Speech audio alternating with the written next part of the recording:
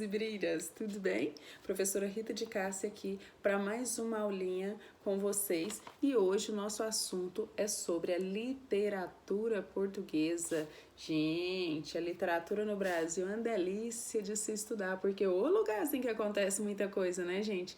E hoje nós vamos tratar a terceira geração modernista, ok? Também conhecida como literatura contemporânea, como geração de 45, ou é uma literatura social ou introspectiva. Professora, mas por que tantos nomes? E por que a senhora está falando tantos nomes assim? Por que a senhora não fala um só? Gente, eu preciso que vocês saibam todas as nomenclaturas para que quando vocês forem fazer as provas, né, de concurso, vocês não se sintam perdidos, porque a partir do momento que eles utilizarem uma outra nomenclatura, vocês saberão do que está sendo falado, ok? Então, vamos lá.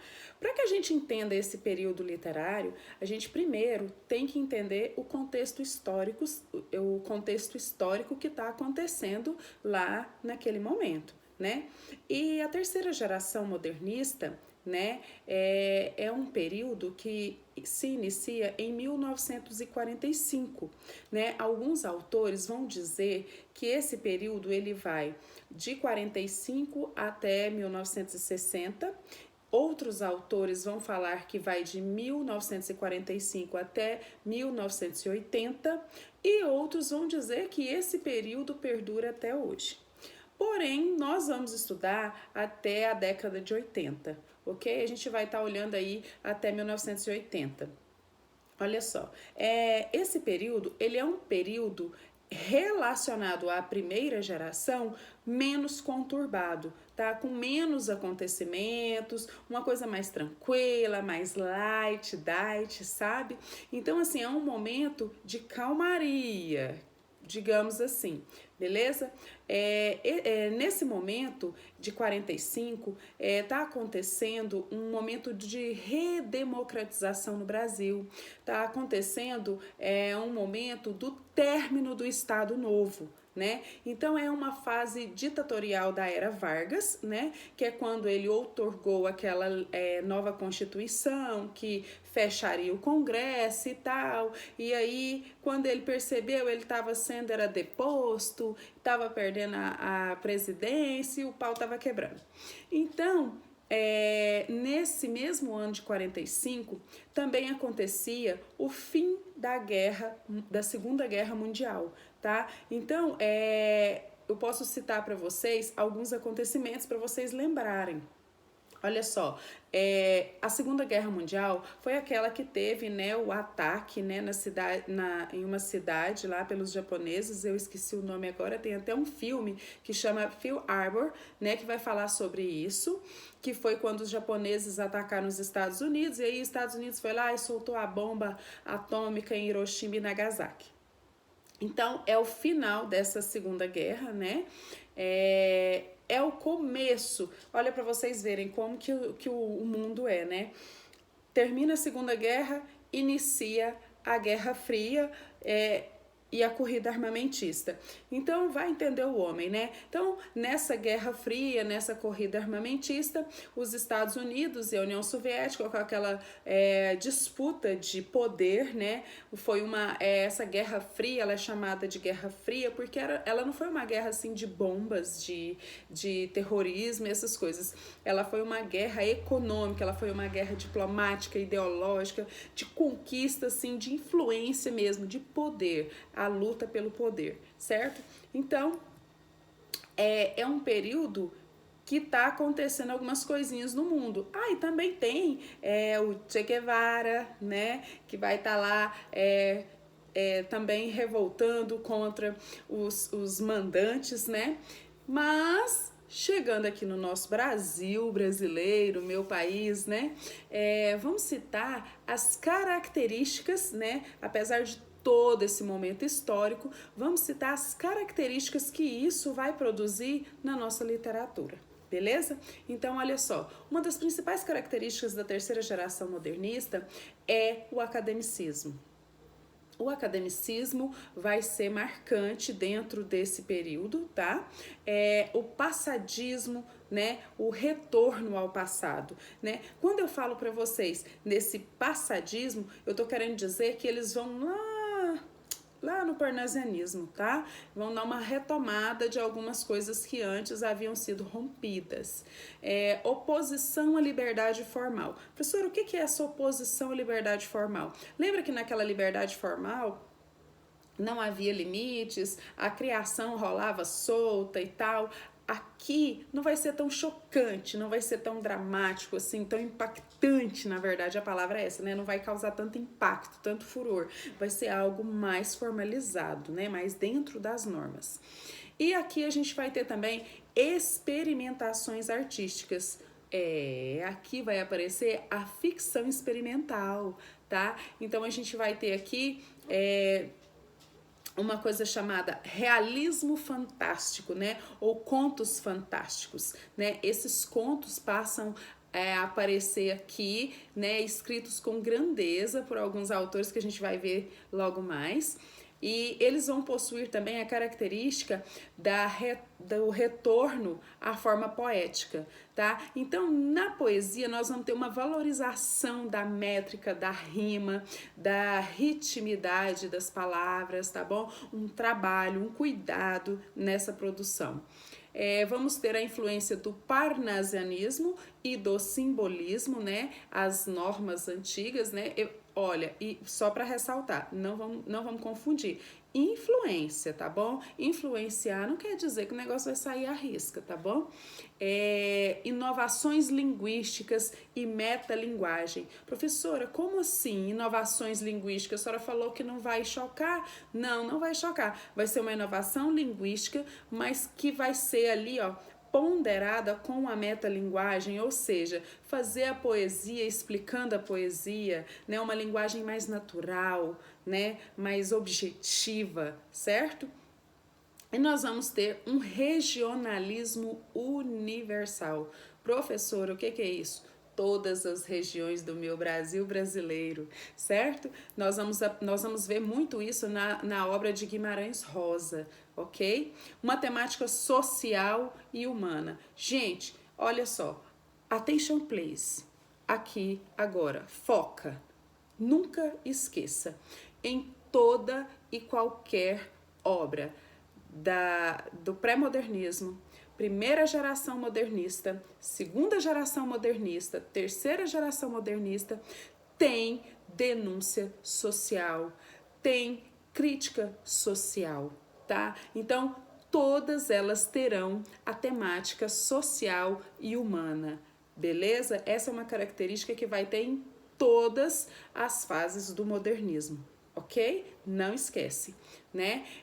E nós vamos ter aqui muito presente na terceira geração, né? Denúncias e críticas de João Cabral de Melo Neto e de Ferreira Goulart. Uma linguagem mais objetiva, falei para vocês já. Pessoal, caso vocês tenham alguma dúvida e tal, porque às vezes o assunto é um pouco extenso, eu não quero me prolongar muito no vídeo, vocês deixam a perguntinha aí embaixo que a professora responde, beleza? Dentro dessa chamada prosa de 45, nós vamos ter a fase final do modernismo, tá? Então, assim, é um período que alguns autores vão falar que acabou, mas não acabou, tá? Então a gente vai até 80, alguns vão falar que até 60, só para reforçar para vocês, porque esses períodos desses acontecimentos vão culminar na distribuição de cada fase, ok? Então, em relação à Primeira Guerra Mundial, eu só queria que vocês soubessem que os autores de 45, a Primeira Guerra Mundial, a professora já tá dando as doideiras dela aqui, os piti. Em relação à primeira fase modernista, os autores de 45 são mais conservadores, são autores mais menos liberais, né? Eles contestam, porém eles voltam a ser conservadores, tá bom? Voltam à formalidade, a uma delicadeza nas palavras, etc e tal, beleza? Continuando, bebê, vamos lá. Temos tipos de prosa. Professora, como assim? Ó, na terceira geração nós vamos ter dois tipos textuais predominantes, que é a prosa e a poesia, tá? Então, dentro da prosa, nós vamos ter alguns tipos, tá? Então, nós vamos ter a prosa urbana. Ó, o próprio nome já diz, prosa urbana. Então, ela vai estar ambientada nos espaços da onde? Da cidade. Vai estar falando mais diretamente de onde? Das cidades, né? Os conflitos, as coisas que acontecem na cidade.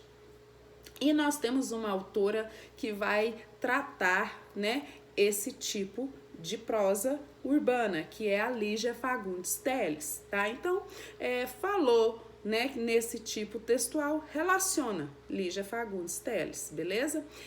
Ainda sobre os tipos de prosa, né, da terceira geração modernista, nós podemos citar a prosa regionalista, que vai ser uma prosa com foco nos aspectos do campo, né, da vida agrária, no uso da linguagem coloquial, do regionalismo, e essas características vão estar presentes dentro da obra de João Guimarães Rosa. Ainda temos dentro desses tipos de prosa a prosa intimista, né? Essa prosa intimista, gente, nós vamos perceber ela pela visão da Clarice Lispector. Gente, ela vai descrever assim com muita autoridade os temas humanos, mais íntima, mais psicológica, mais subjetiva do eu, tá? Então vai ter aí uma psicanálise mesmo, tá bom? E nós vamos ter também, nessa mesma prosa intimista, a Lígia Fagundes Telles. Por quê?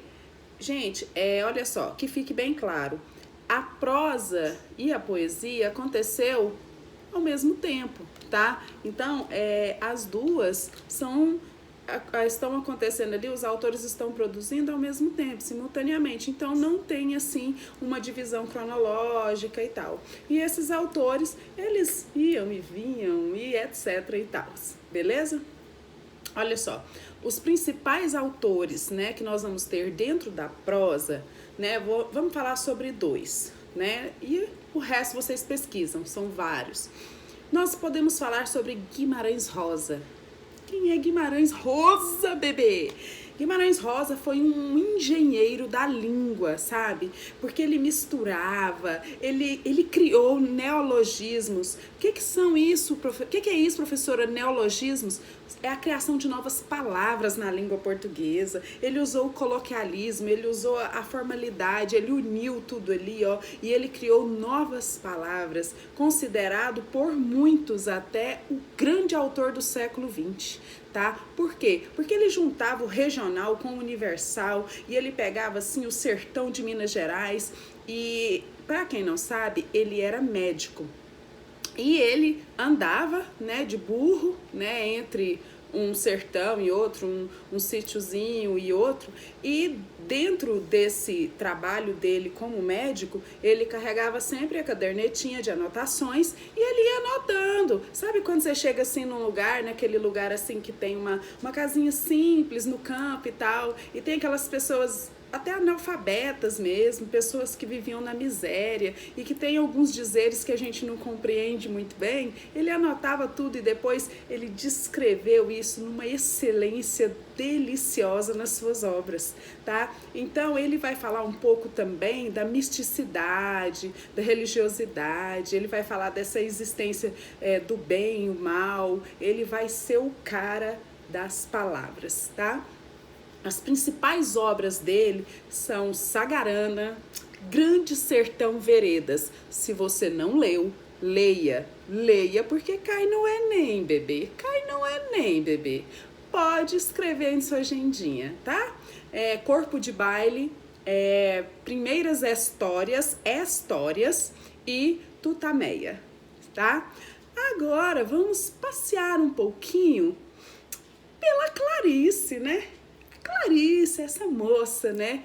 Linda, maravilhosa, inovadora, né? Porque ela cria uma introspecção, uma subjetividade, ela vai falar do valor, ela vai falar da agonia, ela vai falar do intimismo, as obras da Clarice, ela vai falar das ações das personagens dentro da cabeça das personagens. Então você vai ler lá uma obra dela, você não vai saber o que tá acontecendo ali, não é porque o autor tá te contando não, tá bom? Você vai saber porque a Clarice, ela vai falar através do pensamento da personagem da história que você tá lendo.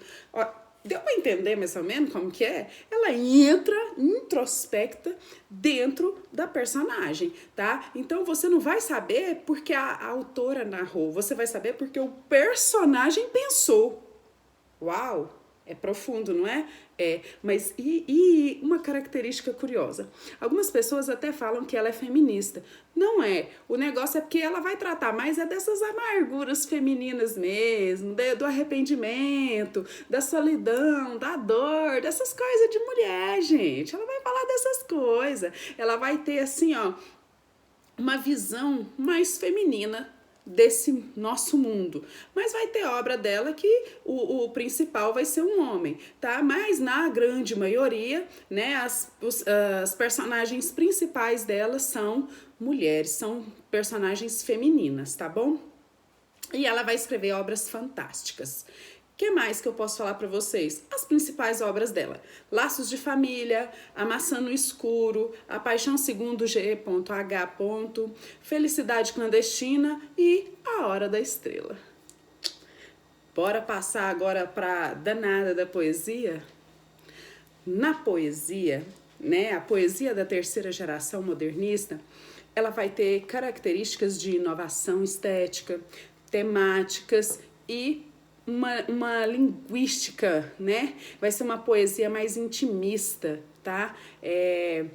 Vai ter uma retomada das características parnasianas, né? Uma preocupação estética, a metrificação vai voltar. Lembra aquela separação de sílabas poéticas? Pois é, a metrificação volta, a versificação volta, a busca pela perfeição e o culto à forma. Cara, aquela coisa tão difícil volta. E volta com tudo, né? Por isso que os poetas de 45 eram chamados de neoparnasianos. Gente, eu tô num estresse com esse mosquito já, tô na vontade de matar ele. Matar ele. Ai, que raiva dele.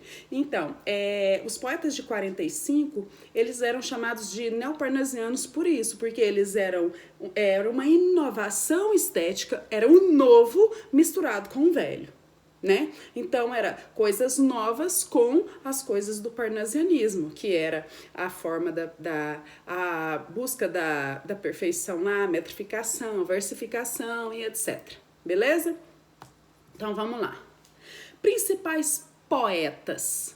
Nós vamos ter João Cabral de Melo Neto, também considerado engenheiro das palavras, tá? Por quê? Porque ele volta à formalidade dos parnasianos. A palavra dele tem que ser perfeita. Para ele, uma poesia, para ser poesia, ela tem que ser assim, ó, perfeitinha. As palavras têm que ser assim, escolhidas a dedo, tem que ser aquela coisa assim, ó, perfeita, aquela coisa assim trabalhada, que tem rima, que tem métrica, que tem ritmo, sabe, na leitura.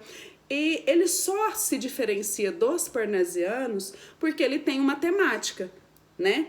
A única diferença dele com os parnasianos é porque ele possui uma temática, tá? E ele vai falar muito sobre o Nordeste, né, mais especificamente Pernambuco, e ele vai falar, ter muito nas obras dele a seca, a miséria, a aridez, né, e só porque ele não é sentimentalista, tá? Ele vai falar dessas coisas dolorosas da vida, mas sem sentimentalismo, tá? E as principais obras dele é A Pedra do Sono, O Engenheiro, Psicologia da Composição, O Cão Sem Plumas, Morte e Vida Severina, Morte e Vida Severina.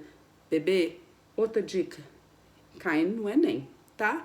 Cai em concurso? Tá. Cai em qualquer faculdade que você for querer adentrar, tá bom? Morte e Vida Severina. A Educação pela Pedra e Museu de Tudo. tá? E pra gente dar, assim, aquela fechada com chave de ouro, vamos falar de Ferreira Goulart. Gente, Ferreira Goulart, ele é um cara que ele tem engajamento social, mas principalmente político. Por conta disso, o que aconteceu com ele? Olha, era fim da ditadura Vargas e começo de qual ditadura? Né? Da polícia. E o que aconteceu com ele? Foi preso, bebê. Foi preso com o Graciliano Ramos, foi preso com o Caetano Veloso, foi preso com o Gilberto Gil, com o Paulo Francis, tá? E dentro lá da prisão e tal, ele escreveu algumas obras sobre esse mundo opressor e ele passa, né, nas obras dele a experiência que ele teve. E as obras dele é até chamadas de panfletário, né? Porque vai ter esse negócio assim da verdade, as coisas que aconteceram com a vida dele. E ele vai contar assim da consciência que ele passou a ter de vida, de morte, dessas coisas.